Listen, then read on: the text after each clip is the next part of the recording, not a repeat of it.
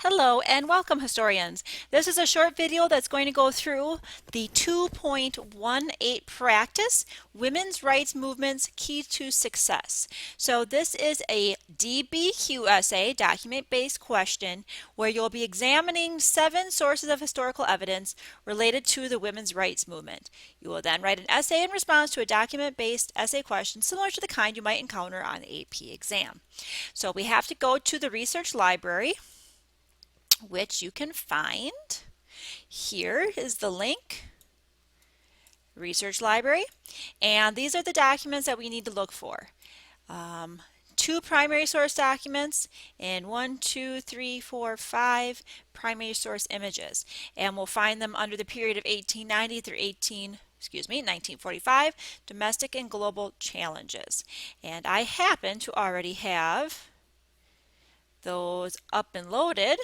I thought, at least I did. But before we do that, let's take a look at the assignment. Here is the assignment. Let me bring it onto the screen and adjust it a little bit so you can see it. Okay, so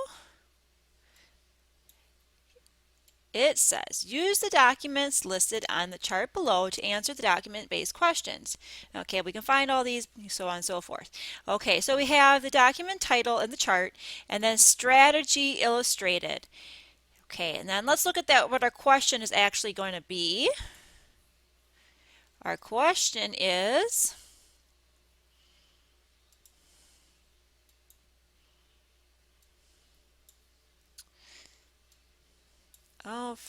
let's just continue to monkey around with the formatting here just to try to get it all on the page.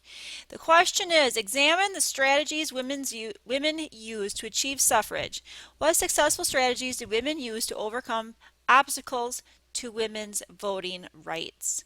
Okay, and then in our essay should be 5 paragraphs in length.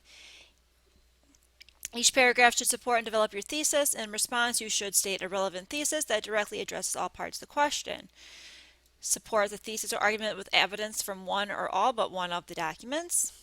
And then also read all of that, of course, but also I want to point out with analysis of historical examples outside of the documents. That's always a key part of a DBQ, is also including outside sources that are not just the ones in the document, to show that there are other things that help support your thesis. Okay, so now let's go back to the research library. I have to find what window I have it open under, just a moment here. Okay, I wanted to pause that. Okay, here I am again. So here is the window. I finally found the window I had. All these documents already open and available. So we're going to start looking at, first of all, the National American Women's Suffrage Association Votes for Women, the Woman's Reason. So we're just going to open this up in a new window so we can see it a little larger. And we see that it's a list of because statements. Because women must obey the laws just as men do, they should vote equally with men. Because women pay taxes just as men do, thus supporting the government, they should vote equally with men. Just going through, read through them, and you'll see kind of the same thing. It's because statements and then reasons why. And we can see that this looks like kind of a pamphlet or some kind of ad. It looks like it might maybe been an ad in a magazine or a newspaper or a pamphlet. That's what it kind of looks like, what it was. So we have to think about that as well. What kind of publication was it in there? So if we're looking at this and we're going back to our chart of strategies used, here we go. Strategy illustrated. That's the second one. National Women's Association, Suffrage Association, Votes for Women, the Woman's Reason. So what kind of strategies? Well, first of all, we know that it's either a pamphlet or an ad of some sort. So that's one way to describe this strategy. We can also talk about how they're using statements of what women are doing and why that's a reason they should vote equally with men, that they should also have an equal vote. Even if we go down kind of in the list here, second to the last one, because Women are consumers, and consumers need full representation in politics. They should vote equally with men. Because women are citizens of a government of the people, by the people, and for the people. And women are people. They should vote equally with men. And what do you see in that last statement there, that last because statement? By the people, for the people. Does that ring a bell to any other historical document that you can think of? Let's think about that for a second. Okay, well, if you took a moment, you thought about it, or if maybe you Googled it, trying to remember, that seems familiar, what was it?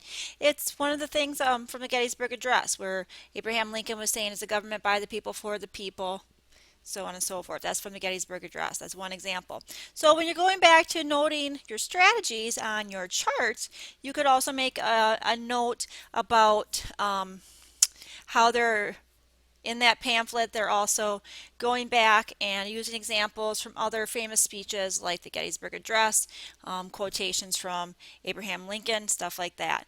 Let's look at this again. You also might want to take some notes about just some of the points they're making. Like this one here in the fourth from the last. Because busy house mothers, professional women cannot give such public service, it can only serve the state by the same means used by the busy man, namely by casting a ballot. They should vote equally with men. So you see how they're, if you look through, they're not only talking about they're talking about women who are employed. They're talking about women of leisure, which means that, maybe the upper class, they have more leisure time. They're talking about women who are busy house mothers that are, work in the home, or professional women. So they're making reference to all inclusive, to all women. That's another strategy. They're not just referring to working class women or upper class women. They're including everyone and giving a reason why all of these women should have a vote. So that's another strategy you could note in your notes in this chart. Now please note about the notes. Sometimes these charts are graded. This one particularly is not.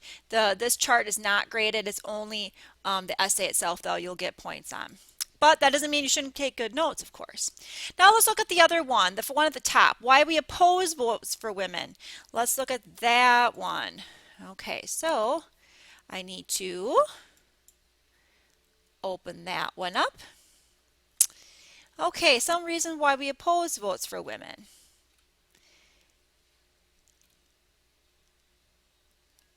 Haha, this is interesting, isn't it? Look at this. Some reason why we oppose votes for women. Because the basis of government is force. Its ability rests upon physical power to enforce its laws, therefore it is inexpedient to give the vote to women. Immunity from service is executing the law would make most women irresponsible voters. Because the suffrage is not a question of right of justice, but a policy and expediency. You notice what's going on here? Do you notice what's going on? We see the same type of because phrasing being used. They're copying what the National American Women's Suffrage Association did, and they're copying that. Let's look. I'm kind of curious now. Does it say this was 1912? What was this one published? 1894. So if we did a little research, maybe this one was, this one said 1894, so this one was done first, and this one in 1912 was probably as a response to this because statement. I guess we should have actually looked at them in order, shouldn't we? That was my fault. I'm skipping around. If we actually looked at them in the order that they are presented on your assignment, that'd probably be a good thing. Oh, you're crazy, teacher. Always skipping around.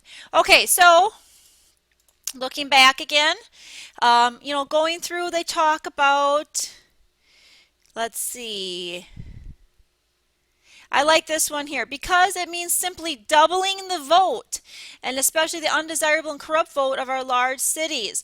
Though, in that argument, what that means is they're saying that, women are just going to vote the same as their husbands or the men of their fathers. It's just doubling the vote, and especially the undesirable and corrupt vote of our large cities. So referring to, some of the lower class citizens thinking, oh, their votes aren't worth it anyway, and now you're going to double those bad votes. So that's kind of a biased look also, not only on women's voting, but in some of the lower class, working class people.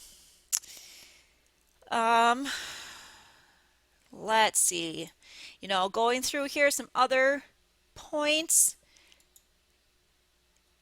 Okay, I like this one here too. Well, I like all of these reasons. I mean, I don't like them as in I agree with them, but I think they're interesting. I mean, the third to the last one, because it is our fathers, brothers, husbands, and sons who represent us at the ballot box.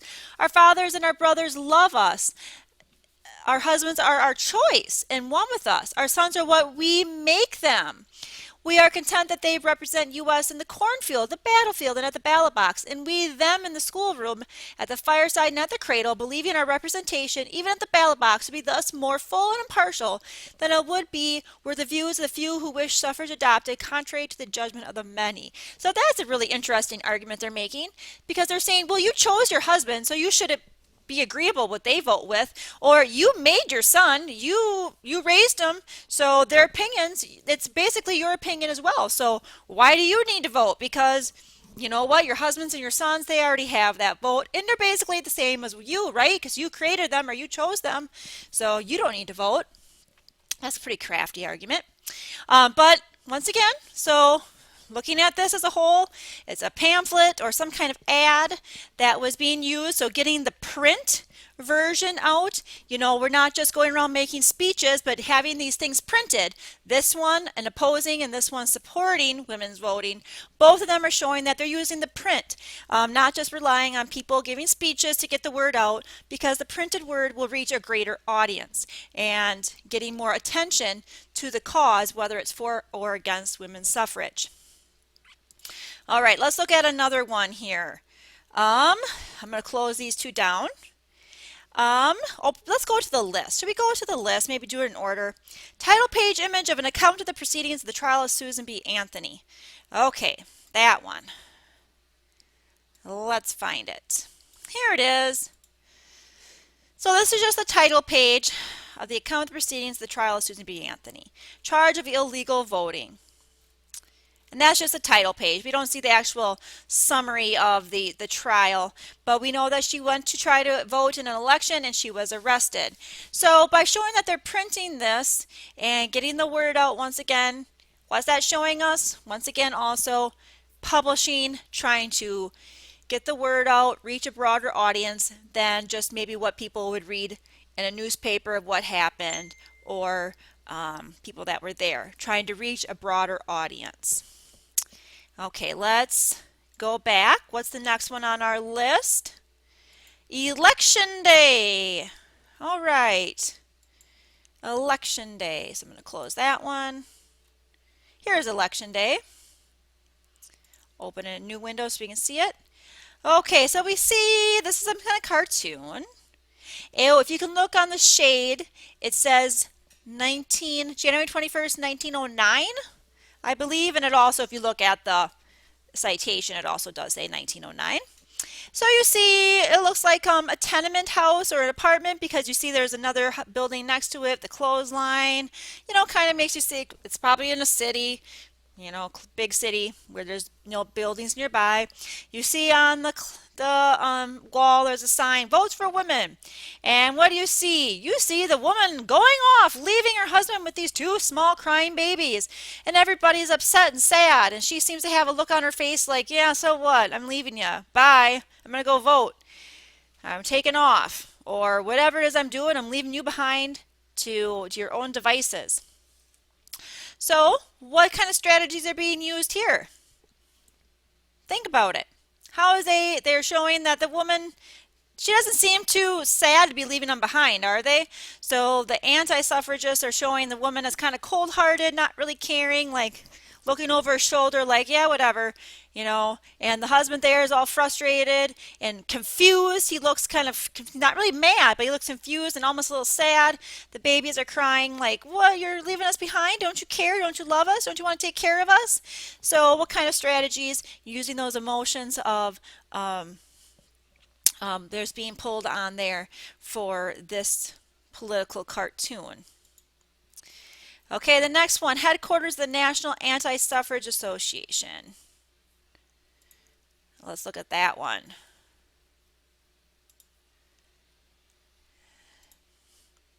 Isn't this funny? Headquarters of the National of Women Opposed to Women's Suffrage. That's the right one, right? Let me check. National, yeah, okay, that is the right one. And what do you see? Who's all at these headquarters? Do you see women there? Nope. It's all